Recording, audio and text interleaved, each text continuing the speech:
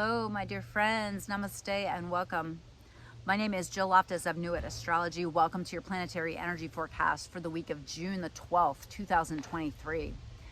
This is an interesting week that leads up to a beautiful but somewhat complicated new moon in the sign of Gemini at the end of the week on Sunday. But this week is really got a lot of blessing energy, but challenge energy. And a lot of it involves the planet Jupiter, which of course is about expansion.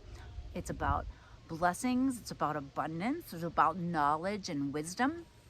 And so I really think that this is a week where you can make some beautiful progress, right? Now, as we begin the week on Monday, we are still going to be feeling that tension that was created between the Venus that's in Leo right now and the Jupiter in Taurus, right? So trying to find harmony between those two areas of your life, between what you love and want and desire and where you want to expand and grow. There can be, even with a difficult aspect between Venus and Jupiter, there can still be benefits and blessings that come from that. So you may be feeling that. It's important also to note that this is the last week before Venus enters her shadow period, which is the time period leading up to the retrograde. Now keep in mind, what this means is, I was just explaining this to some clients this week, the shadow of the retrograde is kind of like if I was gonna give you a book and say, read pages 1 to 10, and then we're gonna come back to page 7 and we're gonna reread 7, 8, 9, and 10, right? So those pages where we're gonna begin to reread, but we haven't quite gotten to the retrograde. We haven't gone back yet. We're still covering them. But those lessons begin next Monday, the 19th. So this is the last week to really get some traction on Venusian things, to make some decisions and to kind of stabilize before we're going to have to reimagine and rethink the Leo sector of our chart with Venus going retrograde. So keep that in mind for the week. Another big energy is that we still have a nice flow from Jupiter. Even though it's clashing with the Venus, it's really starting to develop a nice synergy with Saturn. So a little Jupiter-Saturn energy from the Taurus down to the Pisces areas of life. Now this is beautiful. This is something to take advantage of. This can lock in blessings and benefits. And you know, that Pisces area of life we're having to get more serious about because Saturn is there, right? But Jupiter will bestow a little bit of luck and blessings. Sextiles are energies that need us to take advantage of opportunities. Opportunities will arise, but we have to say yes, we have to embrace. Anytime there's an easeful transit, we can become very lazy, especially with Taurus energy, right? So look for where the synergy is between those two areas of life for you and take advantage of that this week. Now we start out the week with the moon in Aries, fiery Aries, right? And so there's gonna be this kind of go juice feeling to the first couple of days. And the Aries moon does send some really beneficial blessings out into the world. So I definitely see the beginning of the week as time to really make sure you're taking action, taking a wise, of course, measured action, staying grounded, of course, but this is time to really wrap up some things to a certain extent. Now, decisions that you make on Monday might be challenged Tuesday when that Aries moon gets into a square configuration with Pluto. But I kind of like that, appreciate that instant karma type of thing where you know, you initiate, you get pushed back and you realize, oh, this is how I need to adjust and adapt. So I wouldn't be afraid of that. All right. On Wednesday, we've got the Taurus moon touching the Jupiter. That's going to amp all of this, you know, little bit of complexity with the Venus, but beautiful blessings down to the Saturn, right? So keep that in mind. You may really have some, you know, there might be some answers in nature, like make sure you're outside, listen to your body, how your body reacts to things, really take in that information and use it. Then we begin to pick up from Saturn a little difficult angle from the Mercury in Gemini. So this can be all of a sudden, all these great ideas you've had, rubber hits the road, right? Show me how it's going to actually take place. Show me how it's going to move forward, right? There could be a little clash between the instincts and the mind, the mentality. The issue with Gemini is not to get caught in all the possibilities, right? Use it to be expansive in your possibilities, but let that Saturn show you where you have to put structure around it, where you need integrity, solidity, you know, not just woohoo ideas, right? So I don't see that as necessarily a negative vibe. The moon will be in Gemini by that point too, and that is going to activate that Gemini quality to things. Just watch that you're, you know, I mean, it's kind of a flirtatious energy. You know, when Mercury moves into Gemini, that's also, you know, a time when you tend to be a little bit more chatty and social. But make sure that, you know, Saturn is going to make sure that you've not been doing any gossiping. Make sure you've not been doing any low Mercury and Gemini activities. All right. On the 17th, you want to pay attention because Saturn is going to stop, boom, and make that timestamp. Stationary retrograde at 7 degrees in the sign of Pisces. All right. Side note, I've just had to cut that out because the integrity of my tripod, Saturn just tested it and it fell over. So I always find it fascinating if I'm talking about a transit and then all of a sudden the planet kind of comes in and says, hey, I'm here, right?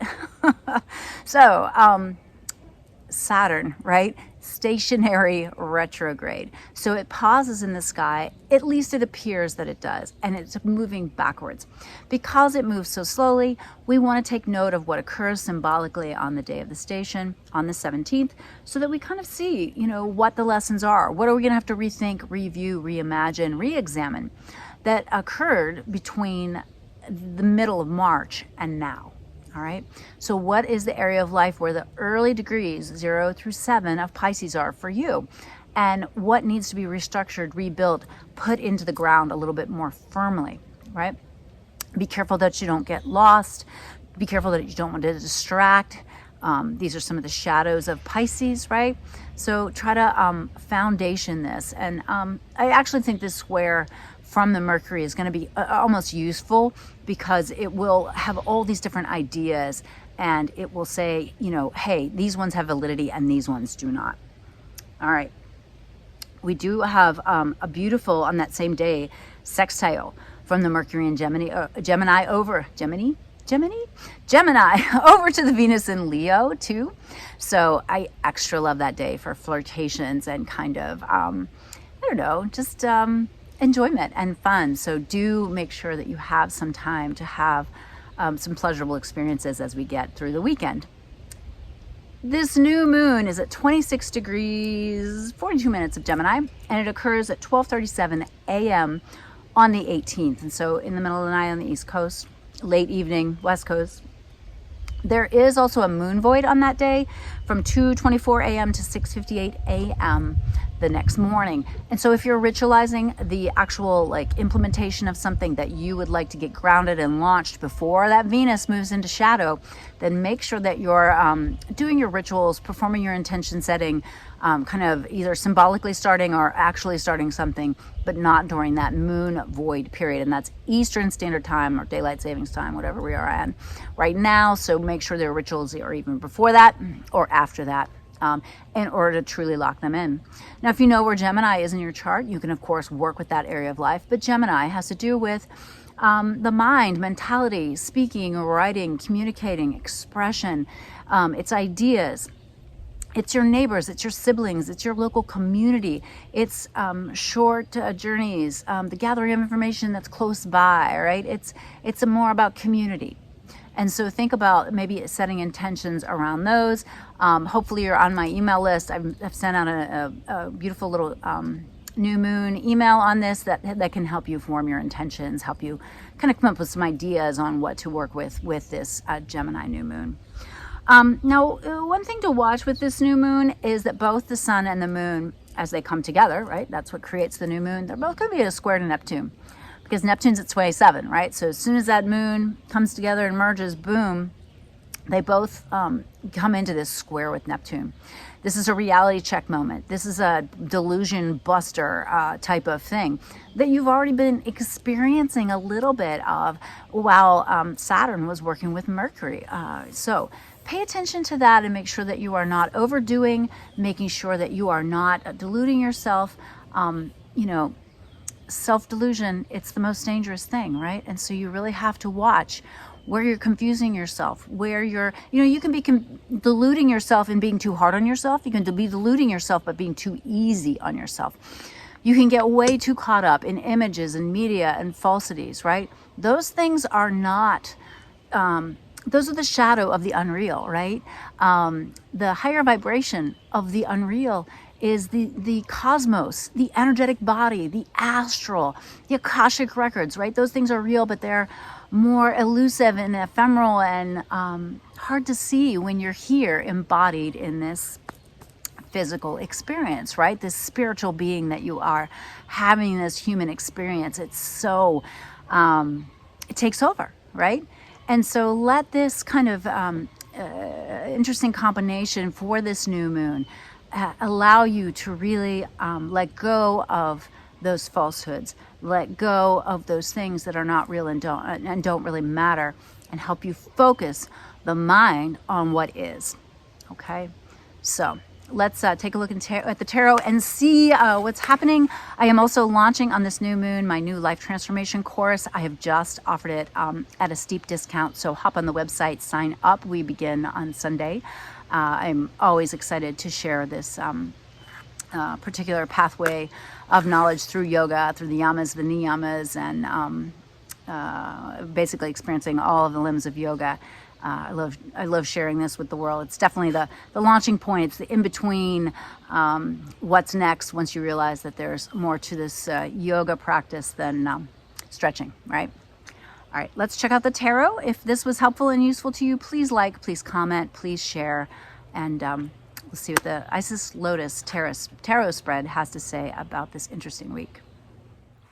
All right. Hello, my dearest darlings. We are back for the Lotus Tarot for the week. So as you know, this, or maybe you don't know, this particular spread gives you two options of how to handle the energy.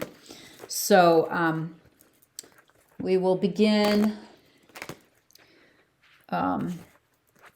just, kind of focusing our energy and thinking about what the universe needs to tell us about this week. June 12th, 2023.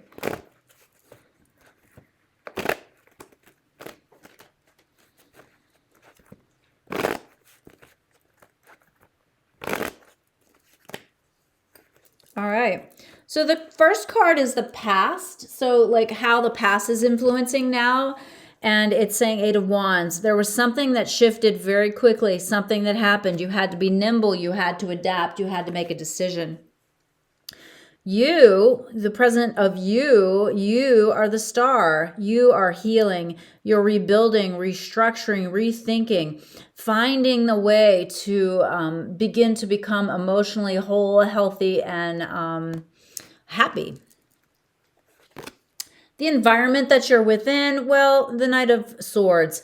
There's a lot of logic. There's a lot of rhetoric. There's a lot of ideas floating around that need to be kind of managed. Again, all this Gemini energy, right? So thinking logically, wisely, not getting lost in the world of thoughts. These all come together to create the Emperor, this situation where you need to make some decisions. You need to delegate, decide, and, step into your power, right? The key card of the future, Eight of Cups. There's something to walk away from, something to let go. Now that can be really hard. You can be standing there thinking, wow, what if I had done this? Or what if they had done that? Or wow, I've already invested so much time and energy in this. How can I just walk away from it? But there is something you absolutely must walk away from this week. Now, part of the reason is because you have to be future oriented, right? Here's the Seven of Pentacles saying, okay, yeah, you're fine now, but what about later? The other option is the Magician, just being like really, assured that you are going to make the right decision. You're going to do the right thing. All right.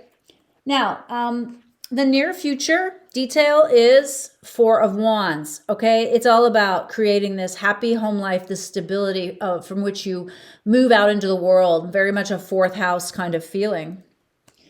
And the modifiers for this, well, on the Seven of Pentacles side, we have the Tower. Some change is going down. It's going to be sudden. On the other side, the Magician side, we have the Queen of Swords. So there's a logical approach to this. So some of you are going to be really making some dramatic changes. Others, it's more like you're just going to have to change your mind to change your world. All right. When the Tower hits, there's conflict, there's trouble, there's struggles. These could be internal or external. With the Queen of Swords, Six of Cups arrives. So there's something from the past you have to integrate, something that you really need to, something that maybe you were considering that's coming back around again. Seven of Pentacles side. Of course, this difficulty brings a lot of emotional strife. Three of Swords. On the Magician side, the King of Wands. So once you discern, once you've got the, kind of compass heading, it's time to take action. Paired with the Three of Swords, we have the Page of Wands, which means like you're going to have to start something, but it needs to be really something you're excited about. It really has to be a brand new thing. With the King of Wands, we have the Three of Cups, reasons to celebrate, success, positive experiences. So we start with adjusting, adapting, healing. We have to be logical. We have to remember that we're in charge. We have to let go of something. We're either building something or we're kind of more at the beginning. We start with a stable interior self, an understanding of what it is that we want and the people we're responsible for. And then we have some sudden event goes down. There could be some difficulty, fighting, arguing, conflict. We'll have to start over in some way. Or we've got this, okay, I figured out where I'm going, what I'm doing. I'm already starting again. I'm logical. I weave in the things that have made me happy in the past. I understand what it is that makes me happy. I take action and it is emotionally abundant. So two distinct different ways to go with the energy here. Watch for the Tower moment. You'll know that you're in this side of the reading. Otherwise, a logical approach, Knight of Swords, Queen of Swords. But again, both end with some type of initiation, some type of movement forward, some type of action that you will take. All right, I hope this was useful and helpful, and I will see you next week. Have a great one. Bye.